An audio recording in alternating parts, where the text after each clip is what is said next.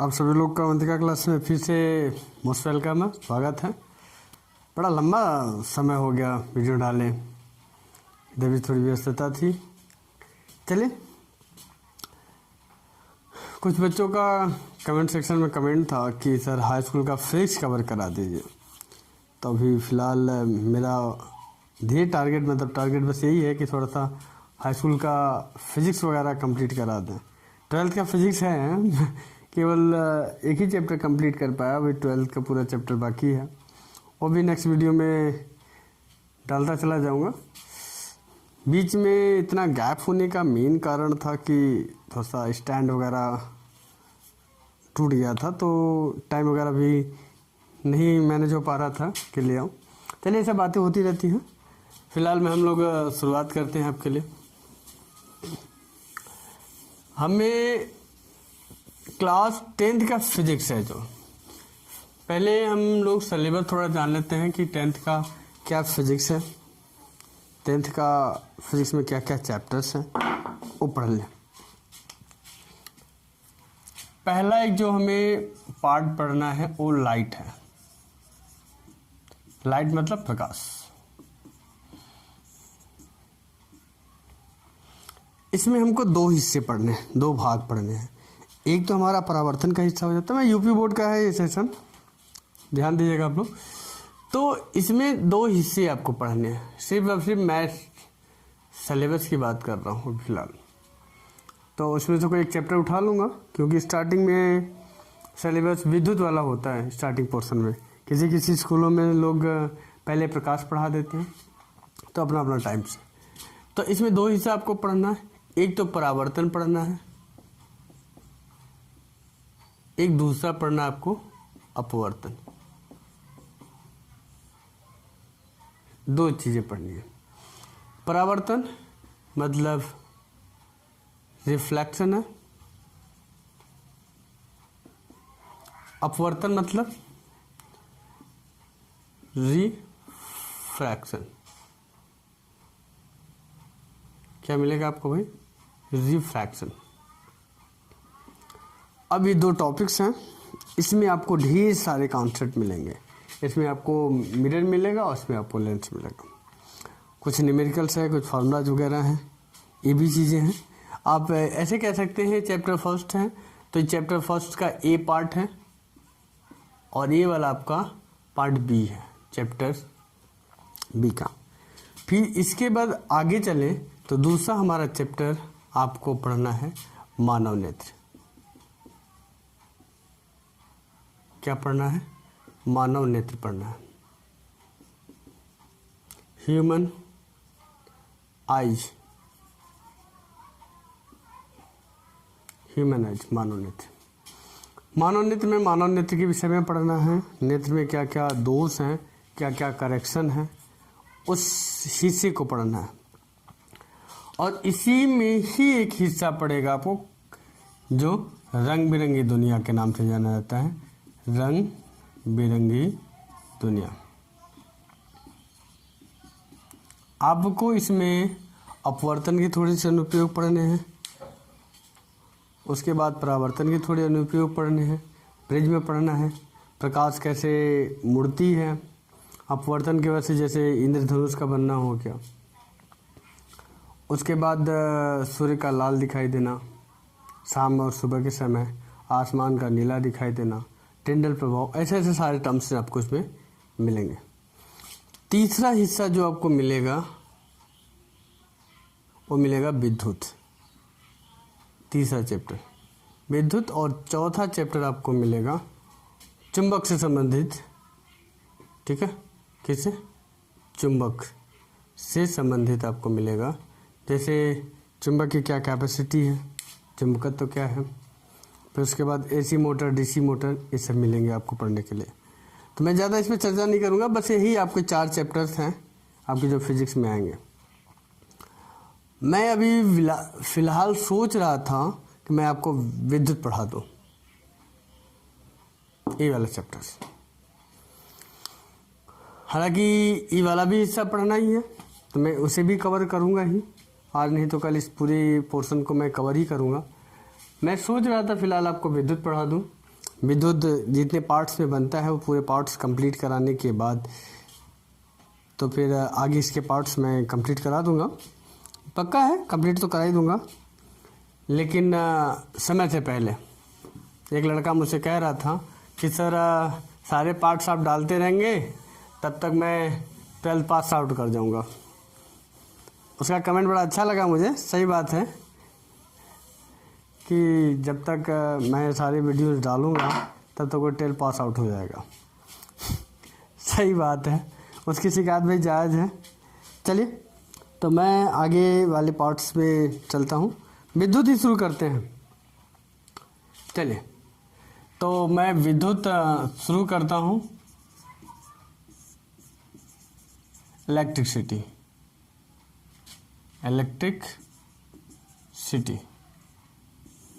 ठीक ना, इलेक्ट्रिसिटी।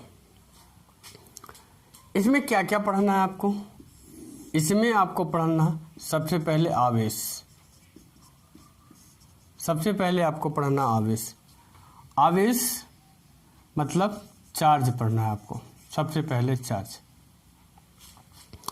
क्या होती है इस पे चर्चा कर लेते हैं। सबसे पहले चार्ज क्या होता है इस पे हमें चर्चा करनी है। चार्ज के बाद फिर चार्ज का आपको गुण मिलेगा, चार्ज के गुण क्या है, फिर उसके बाद चार्ज की क्या क्वांटिटी है, उसकी कितनी मात्रा होगी, उसके फिर मात्रा सूत्र वगैरह इस सारी चीज़ों पे हम लोग चर्चा करेंगे।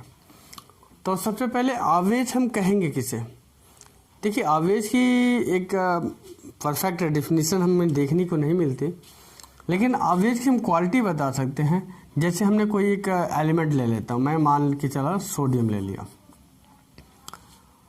तो सोडियम क्या काम करता है कि एक इलेक्ट्रॉन अपने आउटर मोस्ट सेल जो रहता है उसका जो बाहरी कक्षा रहती है उसे एक इलेक्ट्रॉन बाहर निकालता है। बाहर निकालने के बाद जो बाहर निकाल लेता है तो उस पर एक प्रोटॉन की अधिकता हो जाती है और जिसकी वजह से वो प्लस बना लेता है।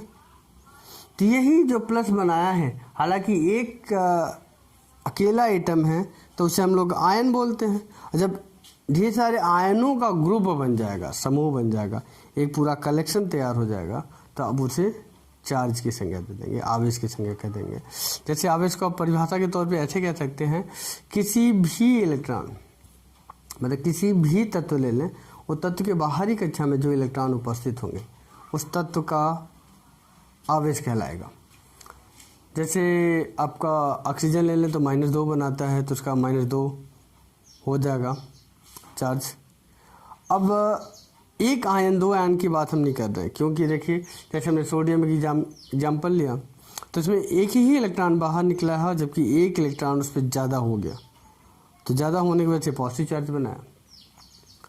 अब ऑक्सीजन का एग्जाम्पल लिया हमने, फ्लोरीन ले सकते हैं, क्लोरीन ले सकते हैं। ये सब क्या है, एक इलेक्ट्रॉन किसी बाहर से अपने अंदर ले लेते हैं, तो इलेक्ट्रॉन ज़्यादा ले लिए तो प्रोटॉन से नंबर उनमें एक ज़्यादा हो गया। जैसे एग्जाम्पल के तौर पे देखिए, इसका एटॉमिक संख्या कितना होता है भाई, एटॉमिक नंबर 11 होता है, मतलब इसमें 11 प्रोटॉन है और 11 इलेक्ट्रॉन है। तो क्या होता है कि इसने एक इलेक्ट्रॉन अपना बाहर निकाल दिया, तो इसके पास 11 प्रोटॉन और इसके पास 10 इलेक्ट्रॉन हो जाएगा। उस हिसाब से देखा जाए तो इसके पास एक प्रोटॉन ज़्यादा है, तो यही प्लस बताता है। अभी फिलहाल ये आयन के फॉर्मेट में है। किस फॉर्मेट में है? आयन के, ठीक है। जब ढेर सारे सोडियम कलेक्शन के रूप में हो जाएंगे तो ये हमारे चार्ज हो जाएंगे, आवेश हो जाएंगे, ठीक है। तो आवेश क्या होती है? क्वांटिटी होती है। अब सवाल उठा कि आवेश आया कहाँ से? देखिए आवेश ना तो उत्पन्न की जा सकती है ना तो नष्ट की जाती है। मैं आगे आपको पढ़ाऊंगा आवेश संरक्षण का सिद्धांत। आवेश संरक्षण का सिद्धांत, आवेश संरक्षण सिद्धांत यही कहता है कि आवेश ना तो उत्पन्न की जा सकती ना तो नष्ट की जा सकती है। खैर बात की बात है, फिर अगले हेडिंग में मैं आऊँगा। लेकिन दूसरी हेडिंग हमें क्या मिलेगी? जो आवेश है, तो दूसरी ही मिलेंगी आवेश को उत्पन्न कैसे कर सकते हैं, फिर या फिर ला कैसे सकते हैं, इस पर हमें चर्चा करनी है।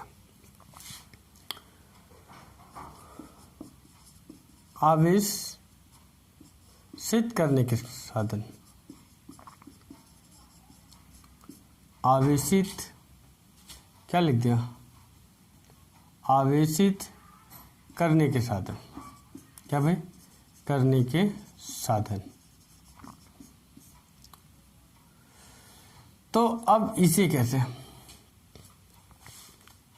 ठीक ना, how to charge a substance, या तो फिर मेथड फॉर चार्जेबल, क्या होगा, ठीक ना, method for charge a body.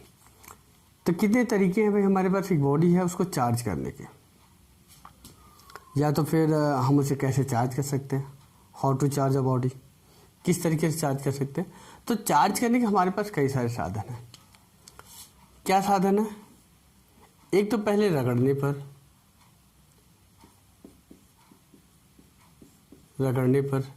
दूसरा गर्म करने पर,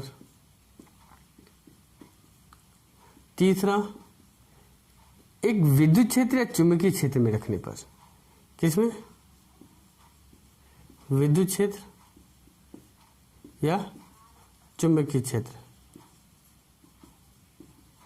इसमें भी रख दें किसी पदार्थ को तो वो भी आवेशित हो जाता है।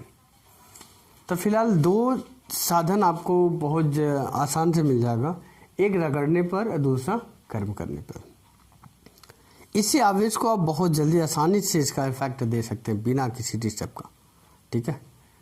तो आपको ये दिखाई दे जाएगा बिना डिस्टर्ब का। आप एग्जाम्पल के तौर पे इसे ले सकते हैं कि किसी आप कंघी का टुकड़ा लें और सूखे बालों से आप रगड़िए, सर कंघा कीजिए काफ़ी टाइम तक, तो आप देखेंगे कि वो जो कंघी है, अगर आप छोटे छोटे कागज़ के टुकड़े के पास ले जाइए तो उसे अपनी ओर आकर्षित करेगा, खींचेगा, टुकड़ों को चिपकाएगा। क्यों, क्योंकि उस कंघी के पास एक आवेश उत्पन्न हो गया, उसके पास आवेश आ गया है और जिसकी वजह से वो खींच रहा है। दूसरा एग्जाम्पल आप ले सकते हैं कि प्लास्टिक की कुर्सी रखिए, आप उसे धूप में रख दीजिए। धूप में रखने के बाद कुछ समय बाद आप उस कुर्सी पे जब बैठेंगे तो आप रियलाइज होगा, थोड़ा सा महसूस होगा कि आपके जो हाथ हैं, हाथ के छोटे छोटे ऐसे जो रेशे दिख रहे हैं बाल के, वो आपको खींचता हुआ महसूस होगा, कैसा लगेगा, कुर्सी खींच रहा है। ये भी आवेश के कारण होता है। आप ठंडियों में देखेंगे जो चादर वगैरह रहता है या फिर स्वेटर जो पहने रहते हैं, उसे जब आप बाहर निकालते हैं, उसको जब क्रश करते हैं, इस तरह से मोड़ते हैं, तो उसमें कट कर कर की आवाज़ आती है, वो भी आवेश की वजह से होती है। आवेश की परिभाषा, जैसे हमने पहले कहा कि किसी भी तत्व के बाहरी कक्षा में जो इलेक्ट्रॉन उपस्थित रहेगा उस तत्व का आवेश कहलाएगा। तो उसी से पे कि आवेश उत्पन्न करने का साधन का मतलब बस यही है कि हम किसी भी पदार्थ से इलेक्ट्रॉन बाहर निकाल दें या तो इलेक्ट्रॉन को उसमें डाल दें, यही तरीका है। तो हम रगड़ने पे भी उसको आइसोलेट करेंगे, जब रगड़ेंगे तो बहुत ज़्यादा वो उत्तेजित हो जाएगा, उत्तेजित होने पे उसमें से इलेक्ट्रॉन बाहर निकलेगा। और एक गर्म करने पर एग्जाम्पल के तौर पे हमने बताया आपको, प्लास्टिक की कुर्सी है, धूप में रख दीजिए, उससे भी आसानी से वो गर्म हो जाएगा। और दूसरा साधन आपके सामने है रगड़ने पर, रगड़ते रहिए, उससे भी आवेश उत्पन्न हो सकता है। तीसरा साधन है चुंबकीय क्षेत्र और विद्युत क्षेत्र। तो हालांकि आप जब 12th में जाएंगे तो उसमें आप लोग बेहतर इससे जान पाएंगे, सीख पाएंगे कि कैसे हम लोग विद्युत क्षेत्र चुंबकीय क्षेत्र में रखेंगे। क्योंकि आप देखेंगे जो AC मोटर या DC मोटर होता है, उस मोटर में एक पावरफुल चुंबक लगाया जाता है और चुंबकीय क्षेत्र के प्रभाव की वजह से ही इलेक्ट्रॉन उसमें से निकलते हैं, और इलेक्ट्रॉन निकलते हैं तो विद्युत में हम लोग कन्वर्ट करते हैं। चलिए, हमने क्या बताया, हमने आवेश बताया आपको, आवेश की परिभाषा बता दिया कि आवेश कैसे जनरेट होता है, आवेश को जनरेट करने का क्या क्या साधन है, ये चीज़ें थोड़ी सी बता दी। उसमें क्या बताया, रिवीजन कर लीजिए। हमने बताया पहले पॉइंट में कि आवेश को किसी भी पदार्थ से ले लीजिए, किसी भी पदार्थ के बाहरी कक्षा में जो इलेक्ट्रॉन उपस्थित होंगे और ढेर सारी संख्या में, जब उसे बाहर निकालेंगे तो क्या हो जाएगा, हमारा आवेशित पदार्थ हो जाएगा। ठीक, वो पदार्थ हमारा आवेशित हो जाएगा। अब क्या साधन है हमारे पास, कैसे हम किसी पदार्थ को आवेशित कर सकते हैं, क्या कारण है, या फिर कारण तो खैर अपनी जगह हो गया, उसी जगह नहीं, कैसे आप उसे आवेशित कर सकते हैं। तो हमने बता दिया भाई, आवेशित करने के हमारे पास कई सारे साधन हैं, 3 साधन है। तो अब ऐसा नहीं कि मतलब कि आप लेके पकड़ के घिसना शुरू कर दें, दिखाई देगा लेकिन बहुत कम। जैसे एग्जाम्पल के तौर पे हमने कहा दिया कि भाई रगड़ने पे आवेश उत्पन्न होता है, थोड़ा सा आवेशित कोई पदार्थ हो जाती है रगड़ने पर। तो इतने भी एक लड़का क्या कि अपना दोनों हाथ लेके ऐसे काफ़ी रगड़ने लगा कि सर इससे आवेश होगा। हमने कहा होगा तो ज़रूर, परंतु ये आवेश हमें उतनी अच्छे से प्रभावशील नज़र नहीं आएगा, दिखेगा नहीं, क्योंकि उसकी क्वांटिटी कम रहेगी, उसकी मात्रा कम रहेगी उस आवेश की। अब जल्दी देखना चाहें तो स्केल ले लीजिए, उसमें आपको दिखाई दे जाएगा।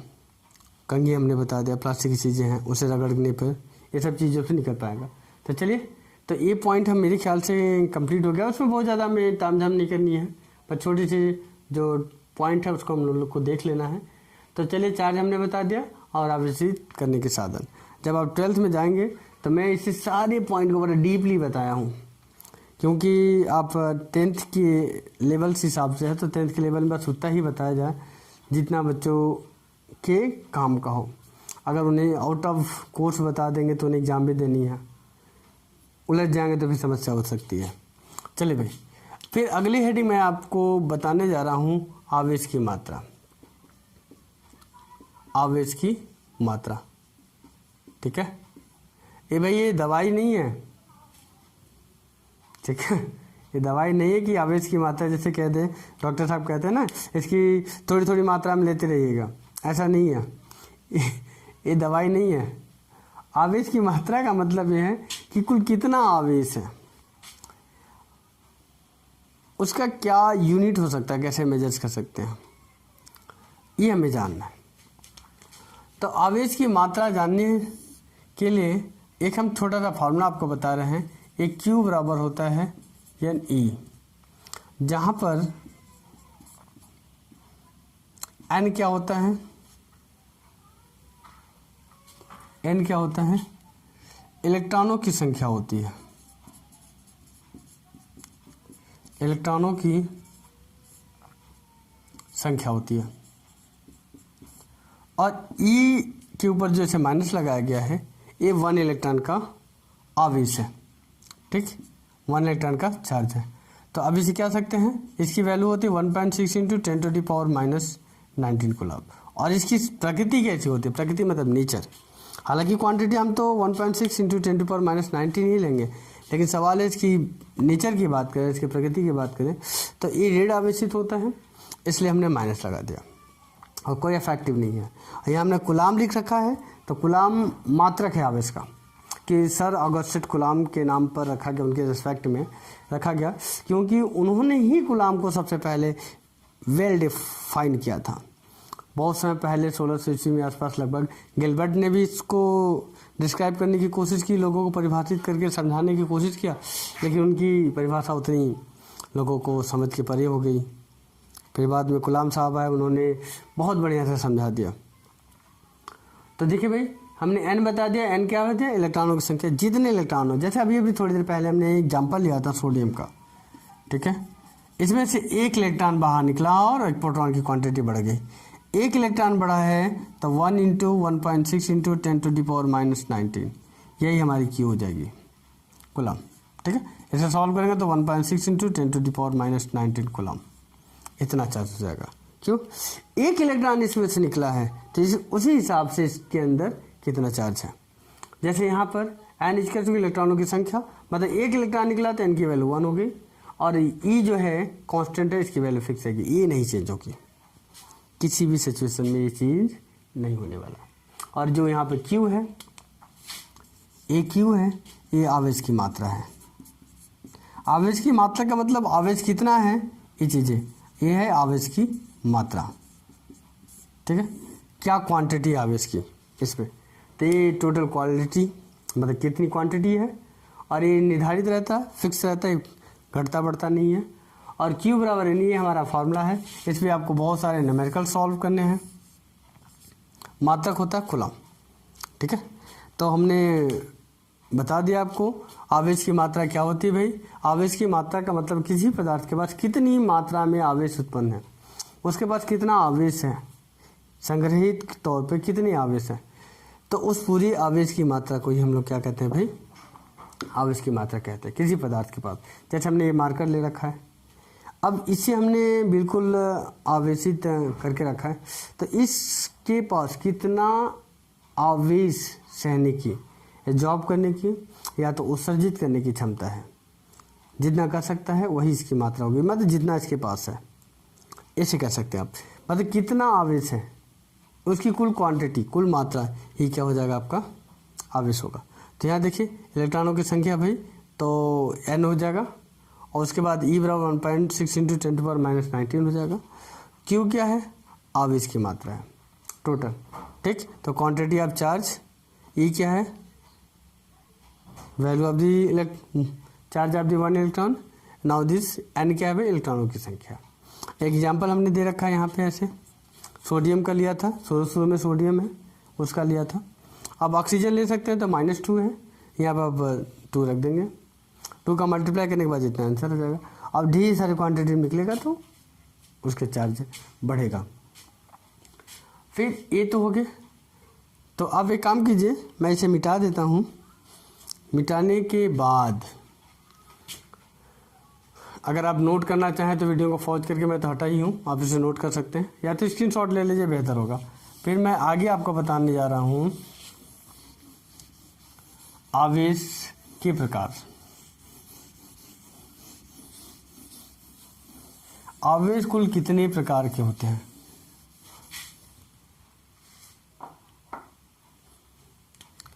आवेश के प्रकार,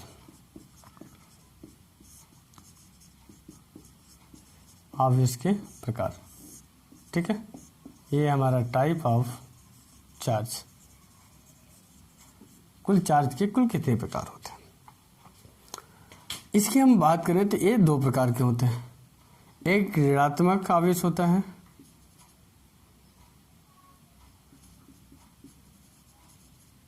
ऋणात्मक आवेश होता है, ऋणात्मक आवेश। एक धनात्मक,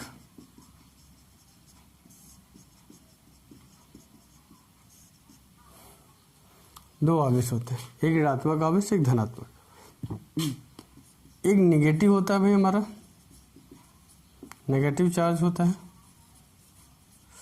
एक दूसरा होता है पॉजिटिव चार्ज।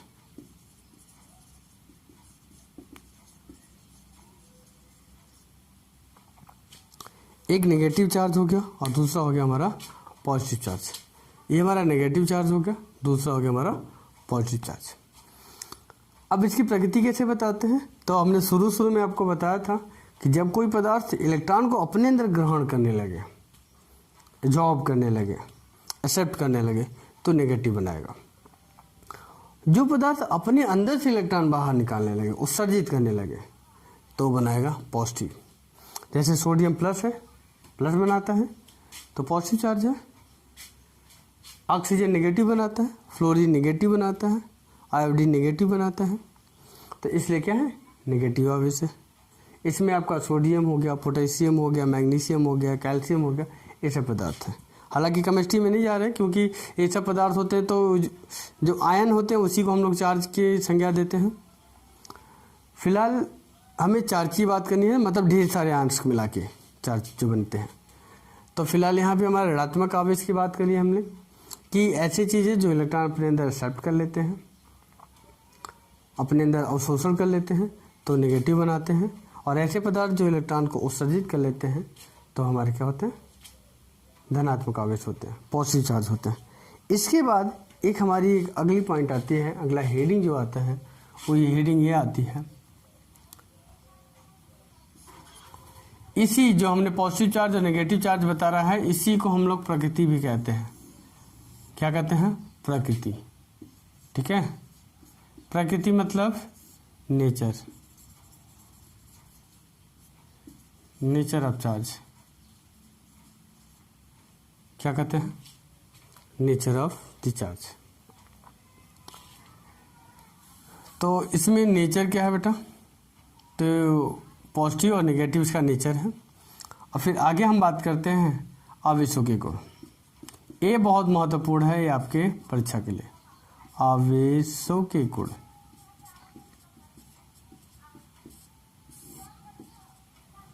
आवेशों के गुण, तो आवेश के क्या गुण हैं इसमें हमें चर्चा करनी है। तो बस इसका गुण तो दुइयठ है फिलहाल। क्या क्या गुण है? पहला गुण यह है कि जो सजातीय आवेश रहेंगे एक दूसरे को धक्का देंगे, दूर दूर भगाएंगे। और जो विजातीय आवेश होंगे एक दूसरे को अपनी ओर आकर्षित कर लेंगे। जैसे देखिए, एक वर्ड हमने कहा इसमें, पहला गुण देखिए क्या है कि हमने कहा सजातीय आवेश। सजातीय आवेश, सजातीय आवेश। और एक हमने कहा विजातीय आवेश।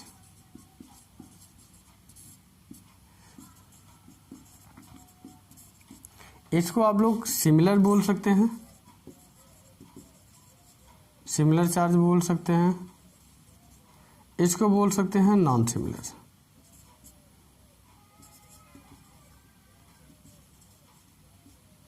Non similar charge.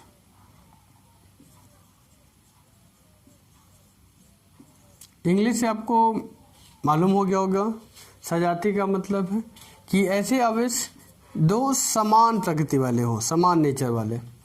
जैसे एक पॉजिटिव है तो दूसरा आवेश भी क्या हो जाए, पॉजिटिव हो जाए। अगर एक नेगेटिव है तो दूसरा भी क्या हो जाए, नेगेटिव। तो इस तरीके के जब ग्रुप बने तो पॉजिटिव का या नेगेटिव का, तो आप उसे कहेंगे सजातीय आवेश। विजातीय आवेश का मतलब है कि अगर एक प्लस है तो दूसरा का माइनस होना चाहिए, अलग अलग आवेश होने चाहिए ऐसे ग्रुप के, तो उसको हम सजातीय आवेश कहेंगे। विजातीय आवेश का मतलब है कि दोनों के क्या है, नेचर अलग अलग है। तो दोनों के मिलाने के बाद तो गुण की बात करते हैं। फिलहाल क्या गुण है, तो पहला गुण है, मतलब प्रॉपर्टीज की बात कर रहा हूँ। क्या प्रॉपर्टीज है भाई, ठीक है, प्रॉपर्टीज ऑफ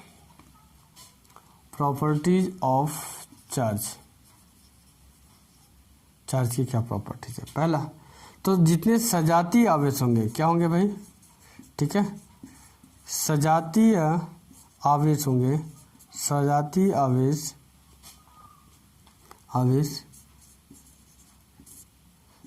एक दूसरे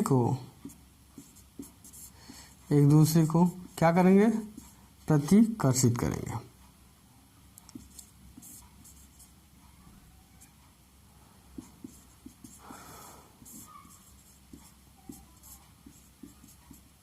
प्रतिकर्षित करेंगे कहने का मतलब क्या है,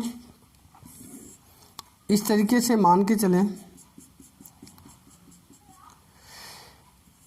पूरी तरीके से स्वतंत्र अवस्था से लटका हुआ एक कोई बॉल है और जो धन आवेशित है पूरी तरीके से, और एक दूसरा बॉल इस तरीके से लटका दिए, यहाँ पर ये ऋण आवेश है, नहीं ये भी धन आवेश है क्योंकि सजातीय आवेश है। तो ये दोनों आवेश एक दूसरे को धक्का देंगे, ये इसको धक्का देगा, इसको इधर, तो ये आवेश ये यहाँ आ जाएंगे और ये वाला भी आवेश कहाँ जाएगा, यहाँ आ जाएगा। और कब तक दोनों एक दूसरे से दूर रहेंगे, जब तक दोनों के पास ऊर्जा रहेगी तब तक दोनों एक दूसरे से दूर रहेंगे। जैसे ऊर्जा कम होगी या ख़त्म होगी ये दोनों वापस आ जाएंगे अपनी जगह पर। तो सजातीय आवेश हमने बता दिया आपको। सजातीय आवेश क्या होता है कि समान आवेश के दो आवेश हैं तो दोनों एक दूसरे को प्रतिकर्षित करेंगे। प्रतिकर्षित का मतलब रिपेल करेंगे, एक दूसरे को धक्का देंगे, दूर दूर भगाएंगे, ठीक है। जैसे एक डायग्राम हमने नीचे बनाया है, आपको एक डायग्राम मैं ऊपर और बनाता हूँ, इसी का सेम चीज़ है। यहाँ पे हमने क्या बना दिया, नेगेटिव बना दिया और यहाँ पे बना दिया नेगेटिव। ये बिल्कुल दृढ़ आधार से लटका हुआ, सॉलिड रिजिड बेस से ही पूरा लटका हुआ बेचारा। तो इन दोनों में नेगेटिव चार्ज है, तो जब दोनों एक दूसरे को धक्का देंगे तो ये यहाँ आ जाएगा और ये वाला यहाँ आ जाएगा। मान के चलो इस तरीके से दोनों एक दूसरे को धक्का देंगे, और कब तक देंगे, जब तक इनके पास ऊर्जा रहेगी, जब तक धक्का देते रहेंगे। तो ये हमारे जो हो गए भाई, क्या हो गए हमारे सजातीय आवेश की बात। तो सजातीय आवेश हमने क्या बताया, सजातीय आवेश हमने ये कह दिया कि भाई जब समान दो आवेश रहेंगे दोनों एक दूसरे को धक्का देंगे, दूर दूर होंगे। और विजातीय आवेश का मतलब ये हो गया कि अगर दोनों अलग अलग चार्ज हैं तो दोनों एक दूसरे को चिपका लेंगे, खींच लेंगे। जैसे दूसरा गुण देखिए, गुण नंबर देखिए क्या है, मैं बोल दे रहा हूँ आप लोग लिखिए। विजातीय आवेश एक दूसरे को आकर्षित करते हैं, विजातीय आवेश एक दूसरे को आकर्षित करते हैं। जैसे एग्जाम्पल के तौर पे इसे समझिए, ऐसे एक हमने यहाँ पे पॉजिटिव चार्ज लटका रखा है और यहाँ पर एक नेगेटिव चार्ज। तो अब ये दोनों को देखेंगे तो ये दोनों ऐसे से आके इस तरीके से चिपक जाएंगे। और कब तक चिपके रहेंगे? जब तक दोनों के पास ऊर्जा रहेगी। तो यही हमने बताया कि जो विजातीय आवेश होंगे एक दूसरे को आकर्षित करेंगे, एक दूसरे को आकर्षित करेंगे और आकर्षित करते रहेंगे। देखो, और एक और बात है, इनके बीच की अगर दूरी बढ़ा दें इनका आकर्षण बल थोड़ा कम हो जाता है, क्योंकि दूरी बढ़ने पर इनके खींचने की शक्ति कम होती जाती है। तो इस तरीके के हमारे ये टॉपिक कंप्लीट हुए। अगर जो आपको पॉइंट ऐसा लगे ना समझ में आए, आपको लग रहा है कि पॉइंट भाई थोड़ी सी ये वाला पॉइंट हमको क्लियर नहीं हुआ, तो आप प्लीज़ मुझे कमेंट करके बताइएगा सर ये टॉपिक कवर नहीं हुआ है, मुझे अच्छे से नहीं हुआ, तो उस टॉपिक में नेक्स्ट वीडियो में रिकैप करा दूंगा, फिर से रिवीजन करके आपको बता दूंगा कि कैसे वो हुआ। मैं वीडियो में ज़्यादा लेंथ नहीं करूँगा, ज़्यादा लंबा नहीं करूँगा, क्योंकि ज़्यादा लंबा करने में बच्चे बोर भी होते हैं। मैं इसका नेक्स्ट पार्ट जल्दी ही अपलोड कर दूंगा, देखते रहिएगा और कमेंट जरूर करिएगा। जो पॉइंट ना आए आपको समझ में कि लगे कि भाई कैसे हो गया, तो प्लीज़ उसे मुझे बताइएगा कि कैसे हो गया। तो उसके बाद हम लोग उस पर एक नया सेशन लेके सामने आऊँगा, आपके सामने उस पर चर्चा करूँगा, डिस्कस करूँगा कि कैसे हो गया। ठीक है, thank you very much for watching.